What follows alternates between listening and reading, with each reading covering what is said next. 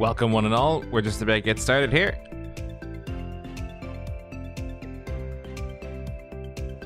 It is Texas Motor Speedway. Prepare for chicane. Chicane. Chicane. Oval. Oval. That's all you need to know.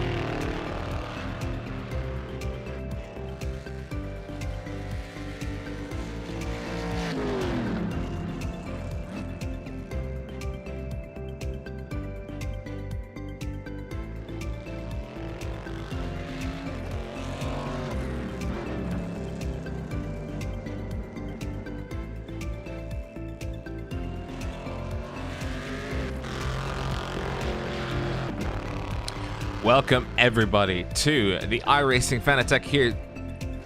The iRacing Fanatec here. The iRacing Fanatec GT Challenge here at Texas Motor Speedway. It is the Legacy 2009 version. And all you're going to hear is the bellows of these engines.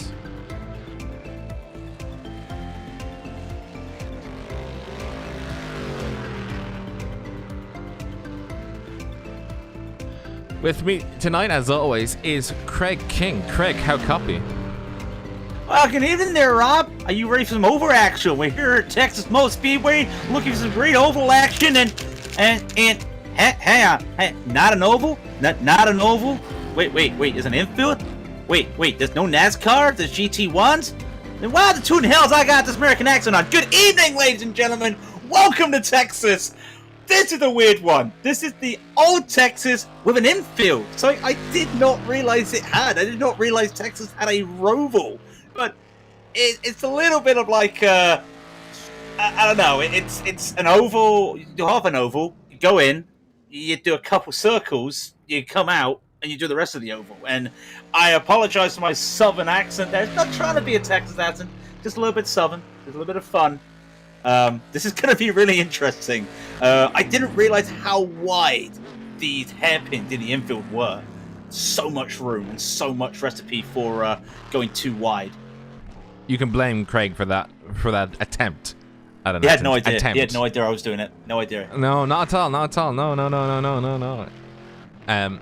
So you can blame him. Well, there is like a chicane.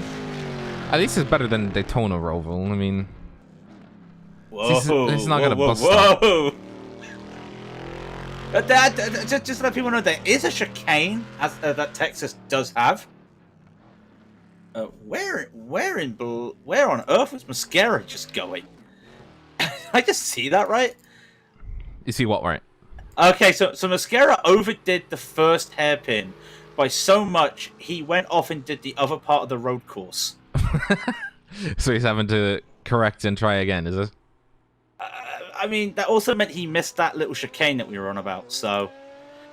This is a weird track. I mean, we look at the times at the moment. Dan Muller's did a 1:12, 1:41. It's going to be like the speed of when we saw them at the Charlotte Roval last season.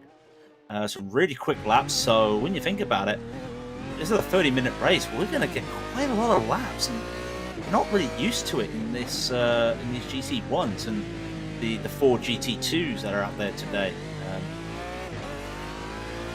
I'm a bit surprised at with 4 GT2s, but 4 Ford GT2s. There, I got that right with a tongue twister. You got your tongue twisters out of the way, huh?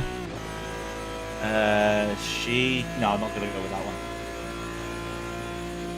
But also, what I've also realised, there's not really any curbs on this infield section. There's like old curbs that aren't raised, so you've got a lot of room to play with. But it's really weird just seeing an oval being used. And like for a road course, a full oval being used. I mean, it's the old version, so the banking is, as Lofton comes in with the fact of the day, it's an incorrect version. It's banking is shallower, yeah. Yeah, the banking is shallower, yeah.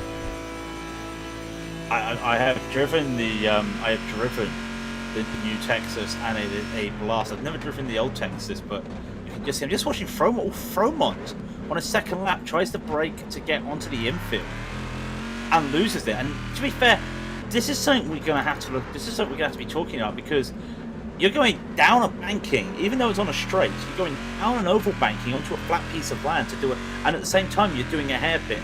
You're not doing like Daytona where you're doing a long sweeping left. You're doing a literal hairpin, and Fromont just showed that it's not easy out there. Absolutely not easy. It's tough out there. Yeah, it is tough out there.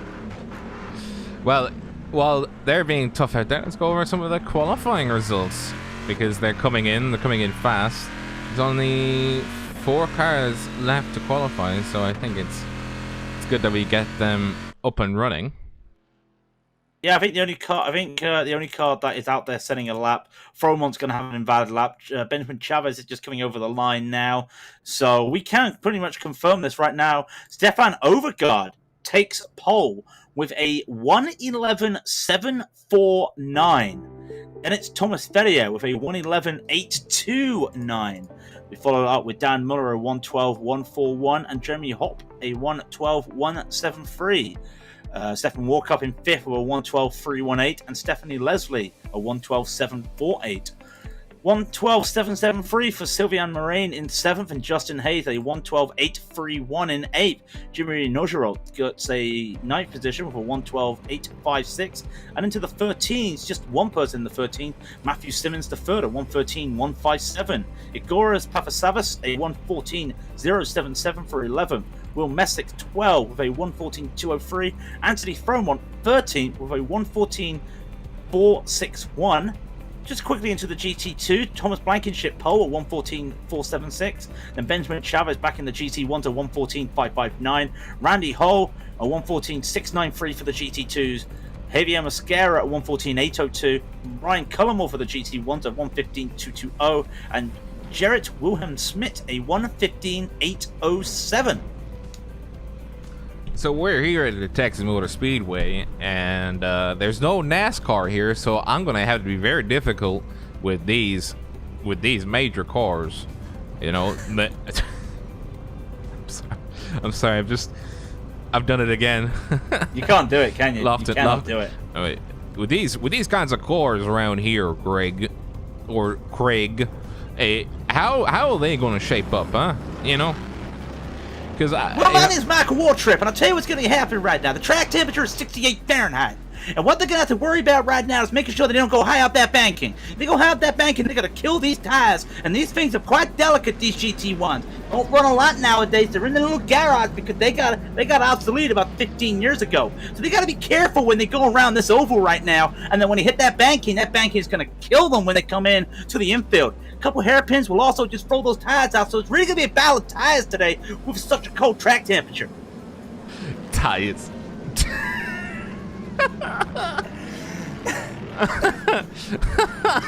Oh dear. I can't believe I just said a Michael War Trip. You know we're gonna get so much hate mail from Lofton. You know I'm gonna clip that. I'm gonna throw that to Bottom Split, and they're gonna love every minute. Yeah. Do you know what they call in Bottom Split? You know what they call their greatest adversary of their broadcasting service? They call it truck. I don't know about you, but truck around here seems pretty good. You know, the tires will be screaming for help, but I think that'll be really, really entertaining for the fans and millions of fans that are tuning in around the world, and the millions of fans that have tried to get tickets for this, and the few thousand that are lucky to get themselves in the stands today. And I'll tell you, I'm looking forward to Stephen Walkup in the car number 2 there. The number 2 car right there for Stephen Walkup, driving his classic colors there for the driver sports car. He's really looking for a win this season. He's not had any luck, and I think really with his great moves in Montreal, he's got a chance of doing something right now. But they're coming out to turn 3 into turn 4 with the Geico restart zone, which we don't have. And I'm going to tell you, the 30 minutes of Texas Motor Speedway and GT1s will start with Raidillon TV, the only corner you need. Take it away, my compatriot. Okay, I'm gonna drop the action. Yeah, we're done. We're done. Stefan Warkup on the inside of the car number 4. Thomas Ferrier, they're going to be coming around. Well, they'll essentially be coming around Nova, and there goes Stefan Overengard as he charges. Look at that. Thomas Ferrier caught napping at the start. He's battling already with Dan Muller on the inside, and that is the car number 2 of Stefan Warkup also charging away. They were caught absolutely napping at the start of the race, and look at him. He's actually lost 4 positions, almost 4 positions, as they come down into the first turn. Oh, everybody's squeezing in. That is the car number 7. Looking to see if he can get on the inside, making sure that he does not get touched by anybody else around. Oh, contact! Contact at the back. That's Will Messick and Jarrett Wilhelm-Smith. Not sure what happened there. I think the 21 there, yeah. 21 of Messick just got a little bit too tight there, and yeah, and then Smith held them again. They spun again as well. Is that them just trying to get back on? They actually caused more issues, did they? Yeah, a little bit of it. Oh no, Messick he's on the wrong part of the track. Okay, and Chavez is in the pits. But this at the start, by the way, Ferrier getting caught out by taking the high line. A little bit of a bad luck there by almost getting hit in the back there from Justin Hayes. But still, these guys that are on the top line on that restart, just like in an oval race, was just getting caught out there. Overgaard has a 1.3 second lead. He's out of slipstream. Meanwhile, Hop is trying to fight Walkup right now. The Corvette versus the Aston Martin. And there's a little bit of a gaggle behind them. Muller, Leslie, and Ferrier, they're in their own little battles. But these two right now, Hop and Walkup, doing really what they can, trying to keep fighting. Now, will there be any moves into the hairpin? Again, this is just such a tight hairpin. Such a tight hairpin. And look at the lines they're taking.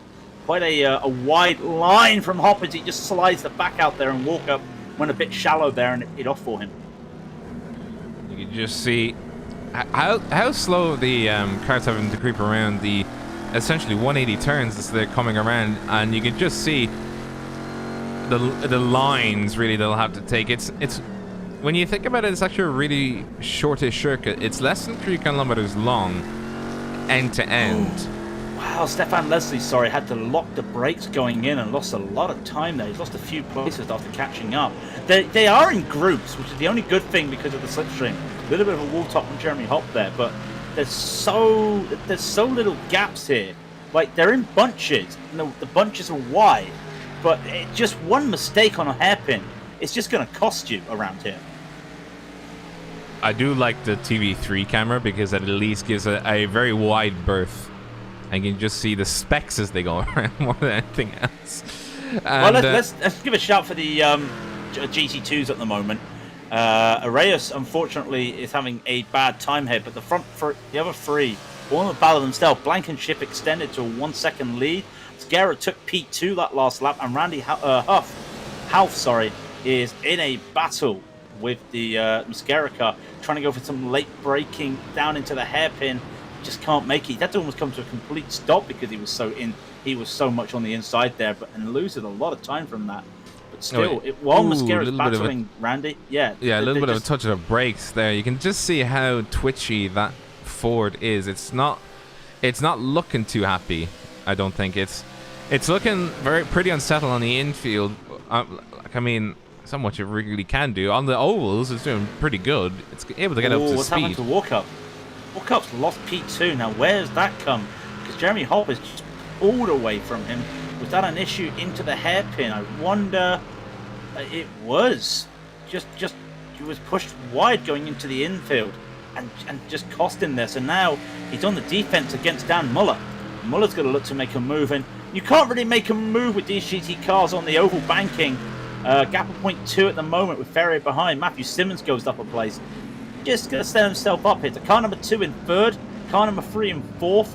They're trying and battling for position, and Jeremy Hopper is we now... we have the exact same thing we had Oh, last there's a week. spin! There's a spin! There's a spin on the oval! And Paparazzi has crashed going into the... Oh, Moraine is done. Moraine lost the wheel. What has happened here? What has happened to Moraine? Oh, no! Taken out by Matthew Simmons! Ooh. Wow! Well, there was a line there, and Simmons thought he could take it. Oh dear. Is his wheel gone? Well, I can't see his wheel. Is it the front left, is it? I was talking about Moraine. Yeah, Moraine. Sorry, yeah. The wheel went on my screen. The wheel went on my screen. We see where can you give us a look? Oh, the rear right, the rear left is gone. Let's just have a look at... Let's see, rear right. Can we get that side of the car? Can we get that side of the car? I mean, you can just hear it. Just look at this. This is... Ooh! He struck that. He struck that at quite a fierce... Oh, the leader of the GT2s has had an incident. He has no wing. No wing. What has happened here? Oh, he was in a battle with a slower car. That was Papa Savas. Into the little chicane, and Papa Savas just goes into him. What, Thomas? What? Thomas Blankenship, is it? Yeah. What on earth? Let's have a look. And ooh, do you see the very damaged Marlboro car?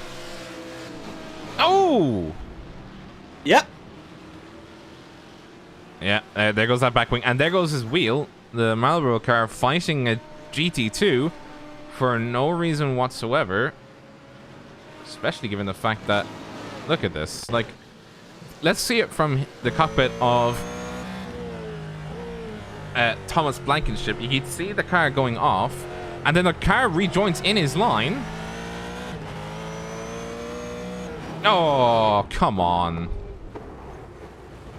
Lots of battling at the moment. Dan Muller goes on the inside of the hairpin of Jeremy Hop.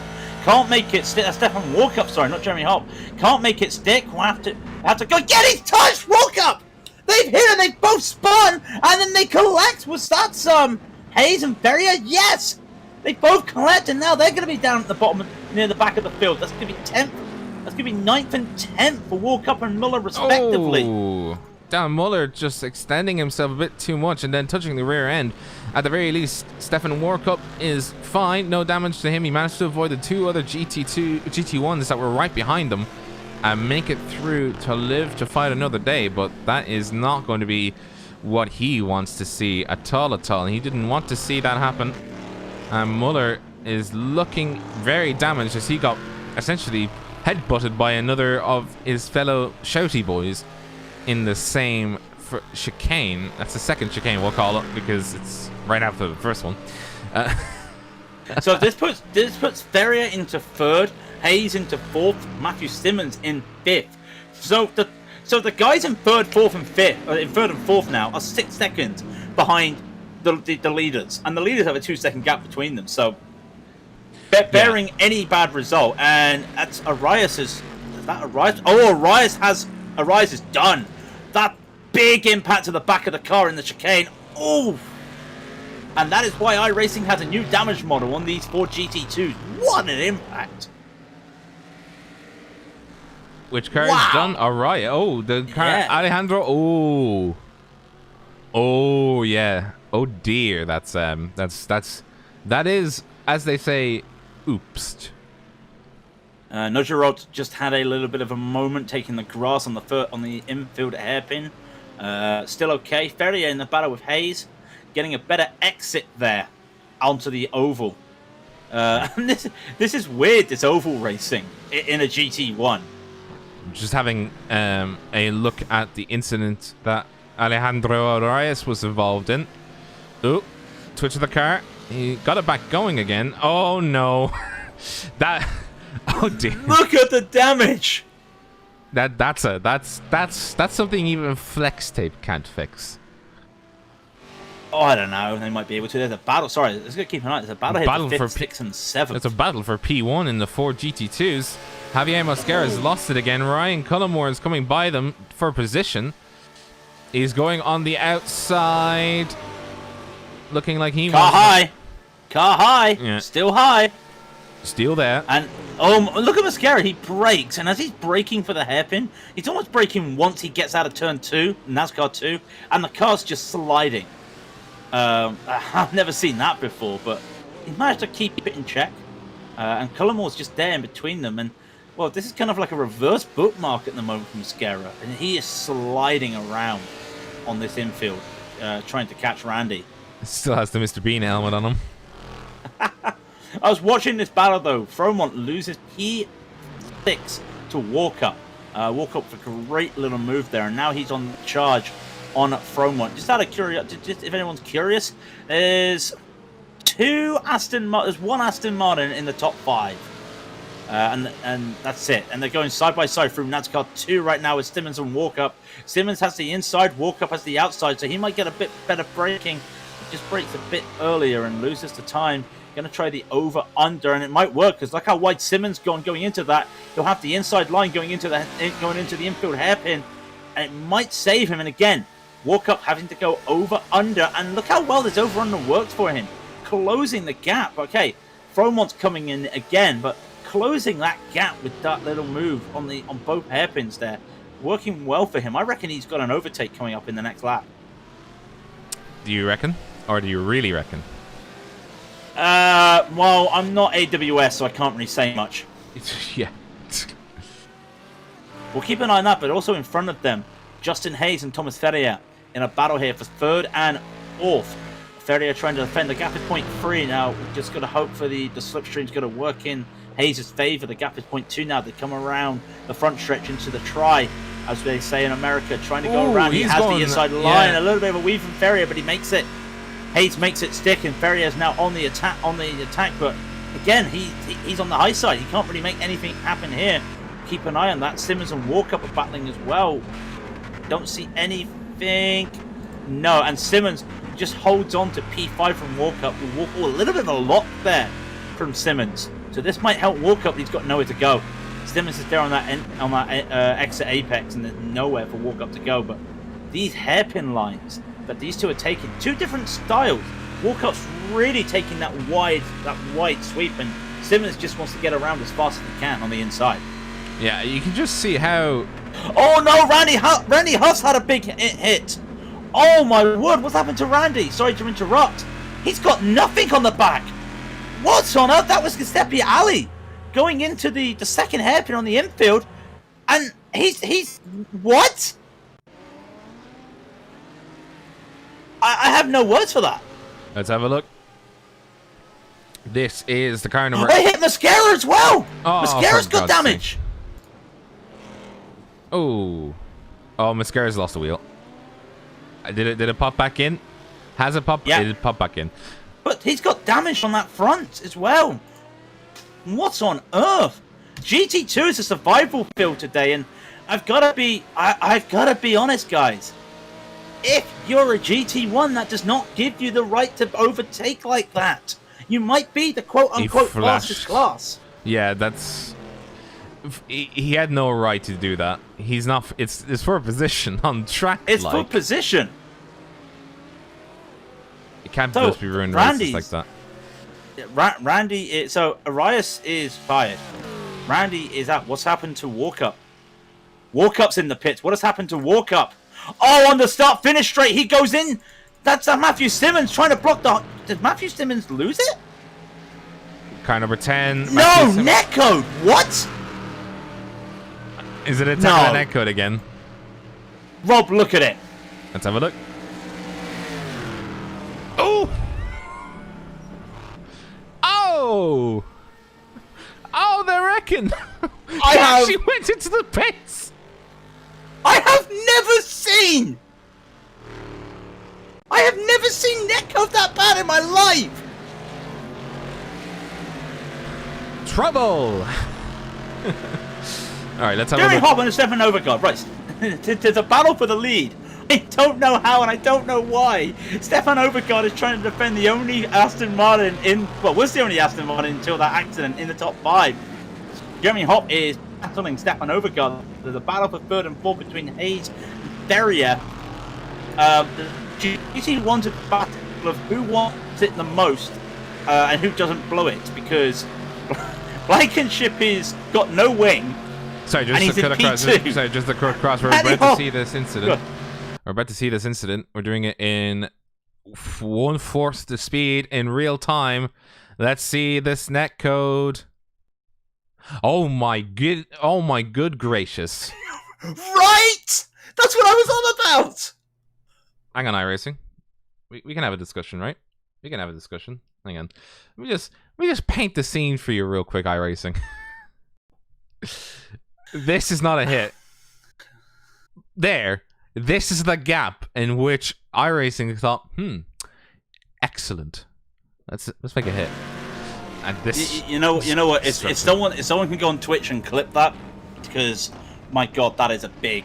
I love how World Cup was able to go into the pits though. He literally was, his car literally just careered into the pits. He's able to tow. I have no words. I have no words. It's carnage and destruction. It's only 15 minutes gone. We're lap 13 of 25. We're halfway, and Stefan Overgaard now has the lead and trying to defend from Jeremy Hopp. Stefan Walkup has retired after that. Well, I mean, what else can he do? That damage is just maddening. But Justin Hayes holding on at the moment to Thomas Ferrier. Is there any other battle? Everything's a little bit spread out at the moment. Apart from at the front, everything's spread out. Stefan Leslie's just had a moment though. Did he just get overtaken from Nojarot? He did get overtaken. Thomas Blankenship is now P1. He's not got a rear wing, and I'm not sure how that car is going straight, but yeah. He overtook Javier Mosquera. I think Mosquera is carrying a huge amount of damage right now. I'm just saying, I think there's a tyre rubbing. I think the front tyres are rubbing on that Ford. But, I mean, okay, so a car that's got a bad aero on the nose versus the car that's got... No, he's lost the bumper. Hawkup's just lost the bumper. I just saw it go flying. So, he's no longer got a... I'm sorry. I love the Ford GT2s. But to see a battle between two guys where one's got no front wing and one's got no bumper, I mean rear wing, and one's got no bumper, this is madness. I mean, I don't even know what to say anymore. Can we just... We need to keep an eye on it, but... Well, I'm keeping an eye on this man. I'm keeping an eye on Charles Lofton II, who is in 9th position. He's actually doing all right for himself. He's got a bit of damage, but I mean, he's also not binned it. It's good. I've also just cursed him, so good luck. What up? Yeah. The Shouty boys are out in force, I think, in this race, so he's probably chosen the route. Oh, Stefan Overgaard is being overtaken by Jeremy Hopp on the second chicane. On the inside is Warcup. Oh no, not Warcup. Overgaard, and Overgaard has had to yield through the chicane. And now we'll have to start making the attacks happen on Jeremy Hopp. Yeah, this could be an interesting battle now, and that means we have an Aston Martin in the lead. I mean, this is something I didn't expect. These Corvettes with their top speed really are showing their worth at the moment, but just really pushing in. They're coming by Blankenship right now. Let's look at the difference between a GT2 with no wing and a fully clear and a non-damaged GT1. That boom, straight by. That's crazy. So that just gives you an idea of the speed differential right here. Has to stay on the high side. 4-second gap between Blankenship and Mosquera. Now the only two Fords still running. Elsewhere, the battle for P3, Justin Hayes and Ferrier. The Fix Racing Ferrier there versus Justin Hayes, who I think is just running a Sinclair livery there. Sinclair, that's a dinosaur on the front of that car. Which car? Justin Hayes. Oh, it is a Sinclair livery. I don't know what Sinclair. All I know of Sinclair is that there's a company called Sinclair, founded by Sir Clyde Sinclair, that made computers. But I've never seen this Sinclair logo before. Right. So, I mean, around the back of the field, one of the ones that had their damages. Matthew Simmons still in the pit, by the way. He looks like he wants to finish the race. Murray Ann's now out after having that massive damage. He lost the wheel, didn't he? And he's out there again. So there's not, only 12 cars are on the lead lap, and with Blankenship just being lapped, there's going to be 11 cars on the lead lap. We started with, we started with 22. Mies and Chacolet never took the start, so that's an interesting. But Overguard trying again to make a move. Again, it's going to come down to this hairpin. Overguard taking a wide line through the hairpin, catching out Hop a bit. Of course, they come into the infield, and there's a lot of sunlight just right on their eyes from the setting sun. So, just having to be a bit careful there. Just, if this was you, which line would you be taking? Would you try for that wide line, even if you are in this battle, because it is you are going to compromise yourself a bit. Well, probably wide line, and then having a good exit coming out of the chicane. Go wide, then close it back in, and then gain some speed coming out of the chicanes, especially onto the ovals, because you can try and carry as much speed as possible through the oval 3 and 4, and then a 1-2 after that, which would probably put you in good stead, because I think the Aston Martins might have a bit of trouble versus the C6Rs, simply due to the fact that the C6R, I think they just put more rubber down. Yeah, look at the gap. Look at the gap. The gap just shrank by half a second. Yeah, and I know a lot of that was slipstream, but by half a second. Yeah, but I mean, like, it's an oval, so slipstream is only gonna, like, you're gonna get dirty air. It's not gonna. It's only gonna help a tiniest little bit in the oval, but it's just the sheer power of that Corvette. It's just able to put more rubber down. Oh, Justin Hayes trying to get around Blankenship, could not get around him, could not find a line, and that's going to hold him up a bit, and Ferrier will try and catch on, but now he gets held up by the lap car, and all fair and game, Blankenship has to run his line, and Ferrier's now out of the slipstream, and that's quite big because they're two Corvettes, so he has to rely on his turning ability to do much. Yeah, and they'll be both equal in speed unless they've gone for different setups. They'll have to go for, different methods of driving, really. Unless they've got different setups, they've also got similar speeds going through corners and all that kind of stuff. So it'll be down to the driver itself being able to make it happen. And Ferrier, I think, is carrying damage. He is carrying damage. Oh my, Rob. Rob, so we were talking about the power of that Corvette. Yeah. It was almost 20, it was 15 kilometers faster. Overguard was 15 kilometers faster going into the oval than Jeremy Hopp. Overguard had a 1.2 deficit. It was 0.6 by the time they got to the infield. That is just by Overguard in the Corvette and the top speed. Putting his foot down. I mean, yeah. This ain't no Charlotte Oval, I'll tell you that right now. The light is fading here at the Texas Motor Speedway, but it doesn't really matter. There's only 7 minutes left. Come what may, and I mean, they've also got big lights as well, I think. Yeah, they have massive lights here, I think. So does Texas still have old Texas have the lights? Can't remember. I can see the posts. I can't. Not on the straightaway, but and there's no lights on the straightaway. Then there's no lights at Texas. No, there is lights. There's lights on the oval. I'm blind then. Okay. Yeah, there's lights on around the oval. I'm not sure if there's lights in the infield though. There doesn't seem to be. Oh, it's probably my graphics setting. I apologize. No, we don't call it graphics settings. We call it eye surgery. No, seriously, the light poles are removed on my replay. Yeah, I know what you mean, but I was more being facetious. I was being like, nah, this is all real, don't you know? You need eye surgery.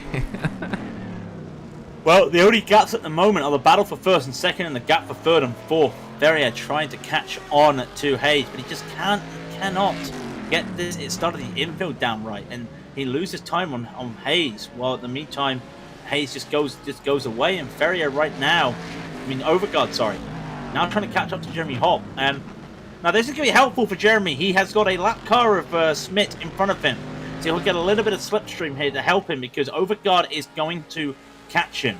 The gap is now 0.9, 0.8. If he can just use the slipstream, and look at it, he's matching. He's only 3 kilometers an hour slower than Overgaard, so that is really helping him. With 5 minutes to go, there's going to be another 4 laps after this lap. That's really helping him out there, and it's closed the gap. But again, this Aston, we always know it's good around the corner, so the infield is really working right now for Hopp. But for Overgaard, he's just relying on power, and I mean power. It's a Corvette in America. It needs power. Power as they come down to the third chicane. And you can just see how I think that it's definitely correct to say that the DBR9 is more nimble on the infield. I think that even by just looking at it, the Corvette feels like it's just not able to corner as well at all. No. Well, I mean, it is a shouty, boys. So the engine has to penalize you somewhere, and that's probably in the corners. So all the straight bits, the Corvette can do really well, but in the corners, the Corvette is just like, what? How do I turn? Lap 22 of 25. The Corvette. The English always made a joke about it on TV on car TV shows that the American muscle cars cannot turn, and I mean, with no offense, this Corvette is showing that it's really hard to turn on these hairpins. Really struggling. But again, Overgaard has got the gap down to 0.6 of a second. But he's got nowhere to put the power down. He loses time on the first hairpin. Into the chicane. Does he lose time with the chicane? Not this time. Hopp goes a little bit wide, but holds on to it. But this is what I mean. Oh, wide. A little bit of lock up there for Hopp. Well, that could do it. That could do it, actually. Gap is 0.6. Overgaard might be able to make a move next lap. Wait and see. If he's able to keep the gap between now... Ooh, he does. It's 0.7 of a second, so it is looking more and more likely. 0.8 of a second. I think it would have to be a late lunge. If it was going to be anything, it would be a late lunge. Wait and see what he decides to do here. The gap is 0.6. Gap is down to 0.5. Curiously, a 1:12.933 versus a 1:13.345. He shaved 4 tenths off that lap. Gap is now 0.3, 0.2. He's right there. Here's Steven. Can't make it work. But I think Jeremy Hopp was very scared to see the big shouty boy behind him because he just twitched on the braking coming into the hairpin. And you can just see that now that Stefan Overgaard has caught up to him, he's actually sticking to the rear end. He will lose time on the in-section because, well, it's just the way it is. You can just see he just needs to continue keeping up with him. Ooh, and not make wides like that. Okay, the gap is still 0.6 of a second. If he gets a good exit here, put gap 4. Hey, look how deep he went in. Might compromise his exit here. Hopp's got a good exit, but the gap's only 0.7. And Overgaard's just literally just going to fly by now. 2 minutes left in the race. They're going to be starting lap 24 out of 25 in a minute. We'll keep an eye on that battle between Hayes and Ferrier. But this is the race we're looking at right now. 0.4 of a second, 0.3 of a second. Practically 2 tenths again from Overgaard. 0.2. Give me 0.1. He's right on the tail. He's trying to take the outside line. Oh, the back of the car twitching a little bit as he does this. He's got it. The car is high. The car is caught inside. Going to sweep, do the over-under. Oh, he's compromised. Hopp's right there. Yeah. Hopp's just holding his lines. He needed to be, an extra tenth or 2 behind him. If he had not made that mistake in the third 180, I guarantee he would have been able to make the pass. But he needs to focus now. He needs to get this. He needs to get this one right. If he doesn't, it's curtains, I think. He needs locked up. Oh, but he's holding it much closer, though. He is holding it much closer. And they'll be coming on to the oval for the penultimate time. They'll come around this corner and it will be white flag. A little bit of a wheel spin there for Hop. And Overgaard did not get the power down quickly enough. The gap is 0.5 of a second. Watch this gap just shrink the moment they come out of NASCAR 4. 0.4 of a second. Now it's going to be 0.3 of a second. If it was the final lap, there'd be no drag race. Stefan's got to do it on the last lap. Barney throws the white flag. This is the last lap. Jeremy needs to figure out what line he wants to take. Does he take the high side to the... Oh, he almost made Overgaard make a second guess there. The high line's going to be slower for them, but he will get the braking. Who's going to get the corner? They're side by side. Overgaard will not get it. He has to go for the over-under. He's locked the tires a bit. That might be it. And there's traffic up ahead. Oh, God, there's traffic up ahead.